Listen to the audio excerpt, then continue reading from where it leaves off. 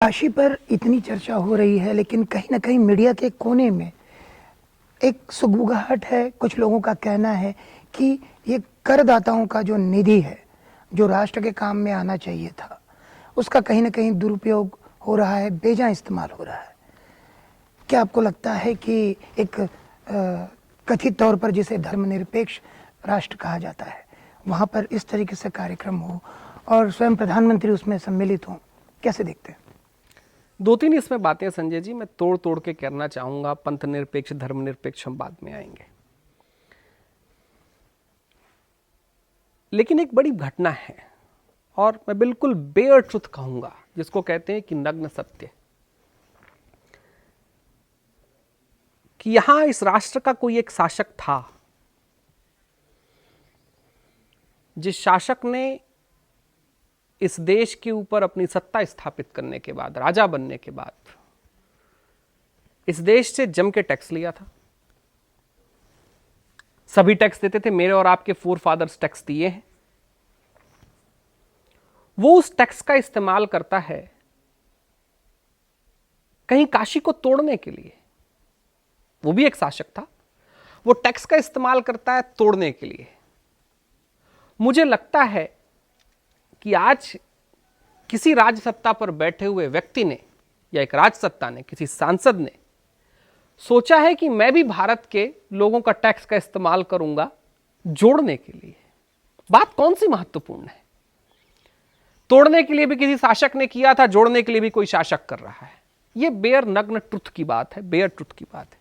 अगर वो मंदिर टूटा ना होता तो इसको जोड़ने की आवश्यकता ना पड़ती। अगर वो कहीं पर अपराध न किया जाता तो आज उस अपराध के खिलाफ हमको ये काम ना करना पड़ता। सबसे पहली बेयर ट्रुथ की बात। अब दूसरी बात कि पता नहीं लोग जाते भी हैं क्या, नहीं जाते हैं। काशी विश्वनाथ मंदिर की वेबसाइट पर जाएं, थोड़ा टैक्स का आकलन करें।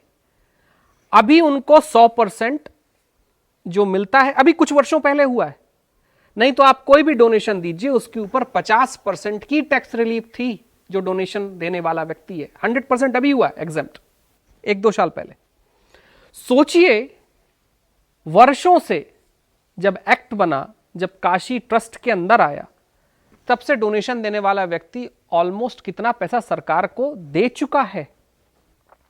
हमने ऑलरेडी 50%, अगर 100 करोड़ डोनेशन आता तो 50 करोड़ तो सरकार लेके चली गई ना।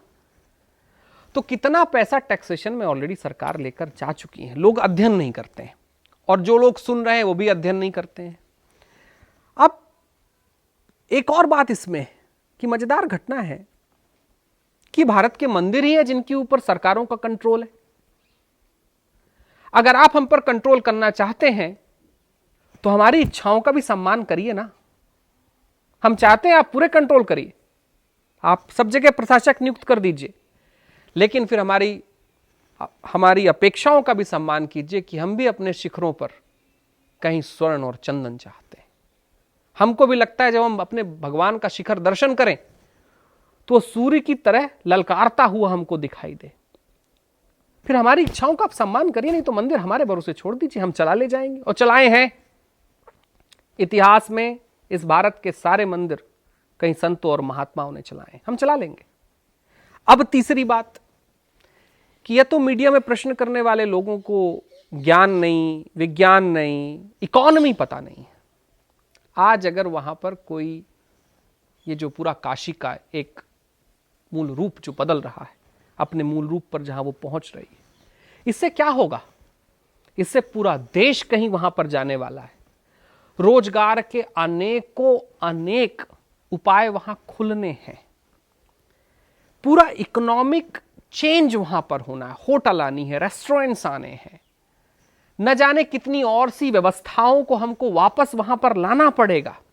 इससे कितना बड़ा, ये केवल काशी कॉरिडोर केवल स्पिरिचुअल कॉरिडोर नहीं है, ये इकोनॉमिक कॉरिडोर भी है जो सैकड़ों वर्ग किलोमीटर को प्रभावित भी करेगा।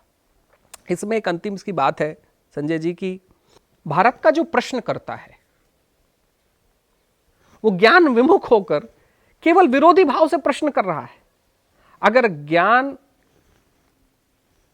की सीमा में जाकर, ज्ञान के अंतर्मन में जाके प्रश्न करेगा तो उसको दिखाई देगा कि काशी का विकास इस राष्ट्र का विकास है। हमारे धर्मों में कहा गया है कि अगर आप राष्ट्र को, इस देश को अगर आप लगातार विज्ञान के दायरों में रखना चाहते हैं तो देशाटन करिए। अगर आप देश को जोड़कर रखना चाहते हैं, देशाटन करिए। अगर आप भाषाओं का विस्तार चाहते हैं, देशाटन करिए। अगर आप चाहते हैं कि इस देश में यूनिटी हो, एकता हो, शांति हो, सौहार्द हो, देशाटन करिए। हम देशाटन की आज जगह बना रहे हैं। उन लोगों को तो समझना चाहिए कि राष्ट्रीय एकता का इससे बड़ा सिंबल हम क्या दे सकते हैं। मैं एक चीज मानता हूं और मुझे लगता है कि जब वाल्मीकि जी, तुलसीदास जी, सूरदास जी, रसखान जी, गोरखनाथ जी, इन लोगों ने भी जब राष्ट्र की प्रतिभा के लिए कोई प्रश्न किया था, जब उसके प्रति कोई कार्य किया था, तो लोगों ने फिर भी कहा था कि ये क्यों नहीं करते। तो भारत में तो कुछ भी कार्य किया जाएगा, ये क्यों नहीं करते। मुझे लगता है कि ये प्रश्न बड़ा बेहतर है। हो सकता है मैंने जो उत्तर दिया है इसी तरीके से हजारों उत्तर इस देश में और चले, प्रश्न अपने आप विदा हो जाएगा। तो ये थे विचार विवेक जी के काशी कॉरिडोर को लेकर के, और उनके सुझाव भी कि अगला कदम क्या होना चाहिए। इसी उम्मीद के साथ कि इसी तरह से किसी एक और महत्वपूर्ण विषय पर हम जल्द ही फौरन मिलेंगे। आपसे विदा लेना चाहता हूँ। प्रणाम। प्रणाम।